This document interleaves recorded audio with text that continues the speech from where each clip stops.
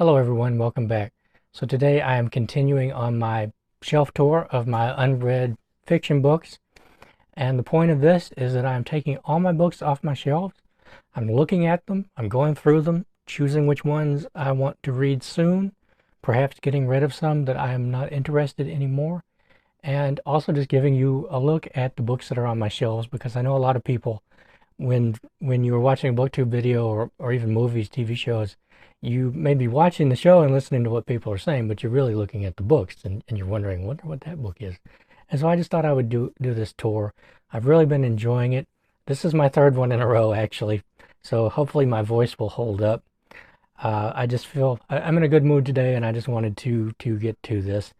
And these books are, well, I'll just show them to you. How about that?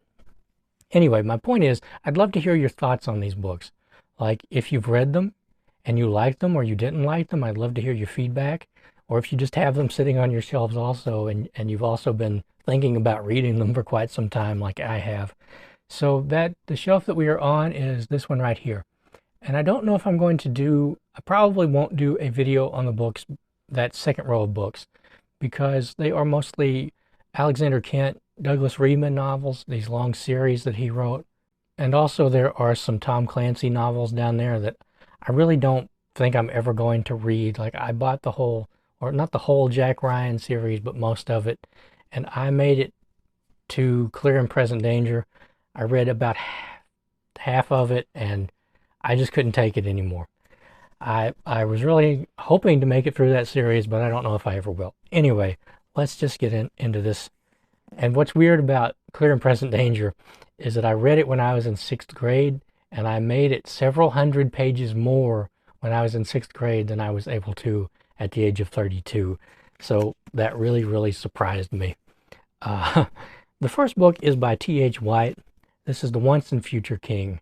And I know there are people who are going to watch this and they're going to say, how have you never read The Once and Future King? You should get around to reading that. That's the next book you should read, because I'm always hearing about The Once and Future King and how good it is.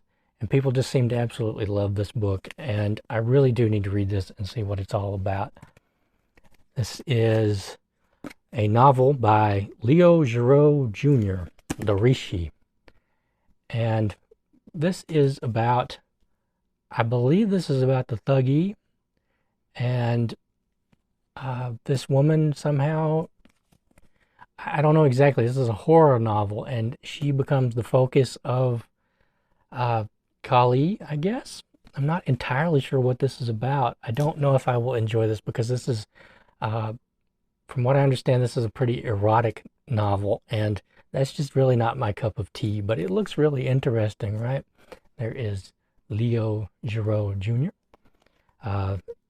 Let's see, the next is The New Gothic. I got this last year, I think. This is a collection of Gothic stories, new Gothic stories, I guess. This is edited by Bradford Morrow and Patrick McGrath, and it has stories from Joyce Carol Oates, William T. Vollmann, Peter Straub, Angela Carter, Jamaica Kincaid, Martin Amis, Anne Rice, and Scott Bradfield, who has a channel here on YouTube that I watch sometimes, and I enjoy hearing his thoughts on books.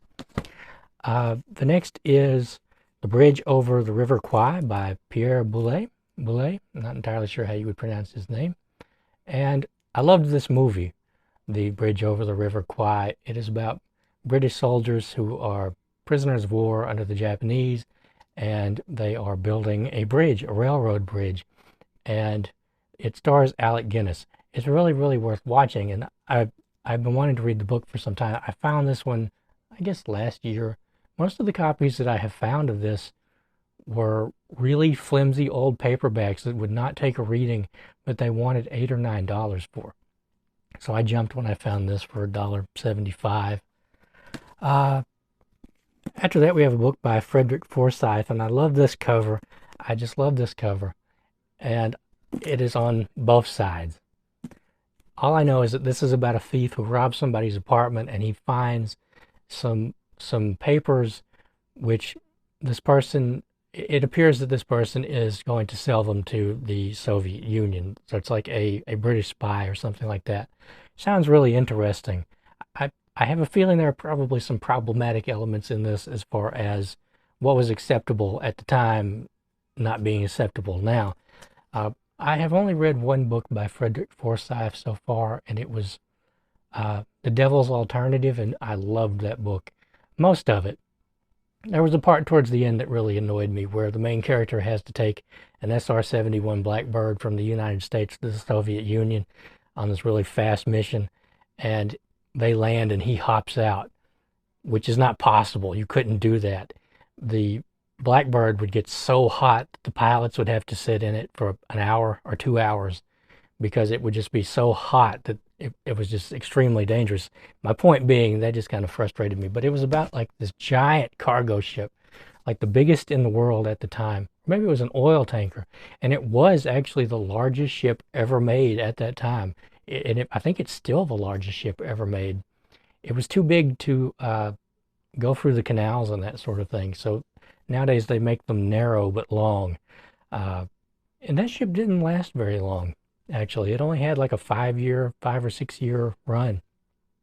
Anyway, it's about some people who are trying to use it as a giant bomb, and the people who are trying to overcome these terrorists and that sort of thing. I really enjoyed it. It goes all the way into politics.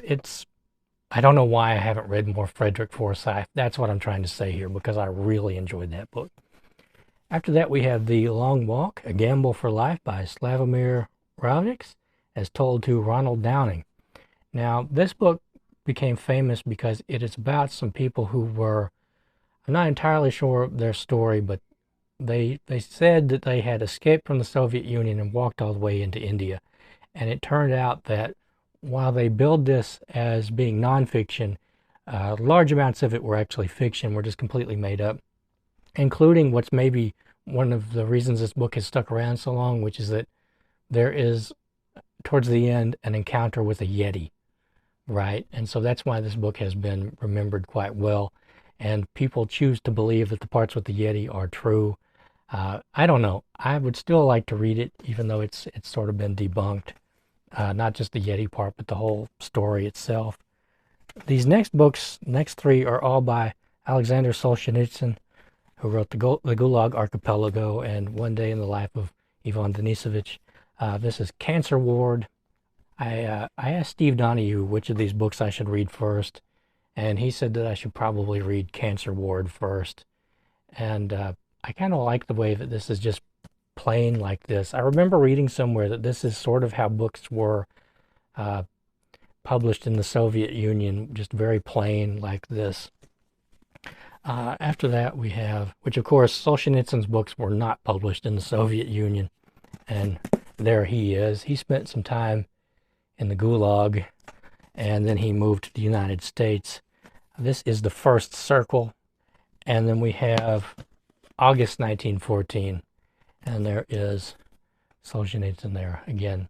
I don't know if I will enjoy these. I have read a little bit of his writing, and it seems very, very detailed, and he was really trying to make political and philosophical points with his books, and usually I personally find that kind of tiresome and tedious, and I'm not discounting it as being an important work.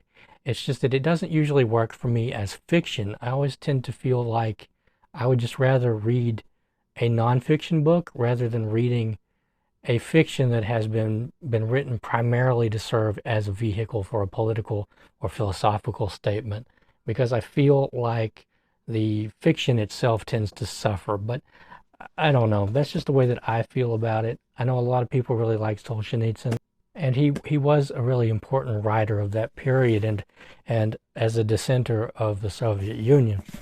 So after that, I wish I had the cover for this, but this is The Stories of John Cheever. And I can't ever think of John Cheever without thinking of the Seinfeld about the Cheever letters, you know. So I always think about that. And George is reading not The Stories of John Cheever, but I think Falconer, which I've never read that either. I have read a couple of stories by John Cheever. The only one that I remember particularly well is, I think it was The Really Big Radio, where a lady, she and her husband live in this big apartment building in the 30s, and they buy a really big radio, and it has this really strange property where they can tune in on the other people in the building and hear their arguments, their fights, their phone calls, and they learn all this stuff about these people, and it really disturbs them, and they get kind of addicted to it. If I'm remembering that right, I think that was the really big radio. It was made into an episode of Tales from the Dark Side, right? Where where things are not as brightly lit. And the next three are by Ken Follett. We have Pillars of the Earth. People really seem to either like this novel or not like this novel. There is Ken Follett. All I know is that it is about some people building a church in the Middle Ages and their lives and how they are interconnected. We have Triple. Triple is like a 70s thriller about, I know not what. Probably, let's see, fiction that undertakes to imagine the real reason behind Egyptian President Anwar Sadat's trip to his historic enemies in Jerusalem. It is the new super thriller by the author of Eye of the Needle, a riveting story of the most successful espionage coup and best kept secret of our century.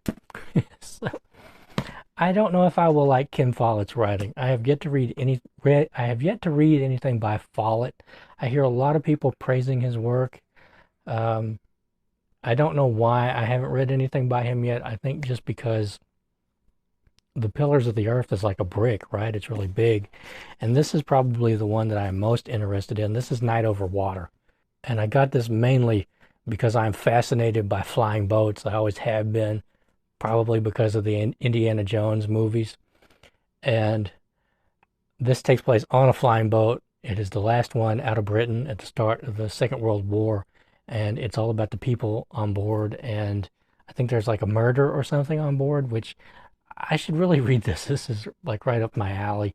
I have heard that Ken Follett likes to mistreat his characters to the point where it seems gruesome to his readers. I don't know if that is true or if that's just that person's opinion, but I remember reading that somewhere. This is a book, this last one is one that I have had for quite some time. This is really heavy. It is The Executioner's Song by Norman Mailer. I have never read anything by Norman Mailer. There he is on the back.